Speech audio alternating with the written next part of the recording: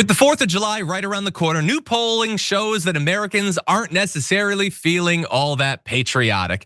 Only 36% of Democrats who are polled say that they're extremely or very proud to be American. And that is part of an overall decline in feelings of patriotism that have been going on for some time, particularly among young people. And so there is a big split between Democrats and Republicans. Republicans are significantly more likely to say that they feel patriotic. Understand that they mean something different. One would think that feeling patriotism and attachment to your country might involve some sort of attachment to the system of government that we've ostensibly had for centuries. And bowing down to the guy who's shredding it and launched a coup doesn't really seem that patriotic, but they do. They say yes to the term when it's given to them, so bear that in mind.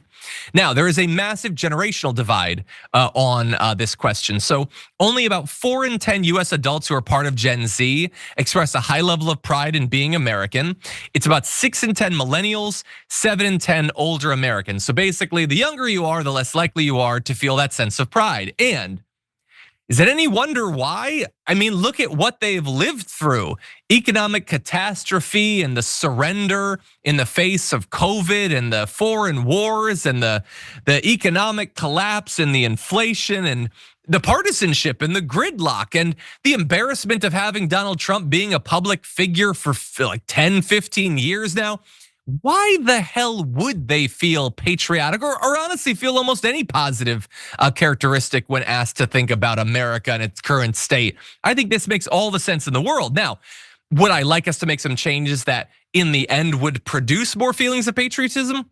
Sure, I think that if our government started to actually function to support them, to benefit young people and their actual interests, I think that would be great. But when you're a young person and you think there's no chance of you owning a home or maybe even a car, and you see your government handing trillions of dollars to the wealthy as the Senate decided to do today, why would you feel a sense of pride at that point? But it isn't just pride. That's the one that's really going on the rounds in the media today.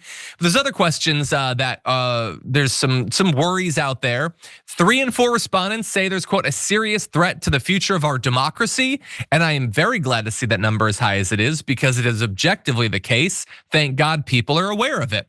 Interestingly, a lot of Republicans answer positively to that.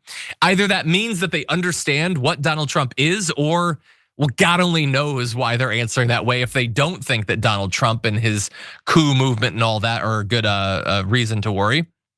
Let's see. We have 76% of Americans believing that democracy is under threat.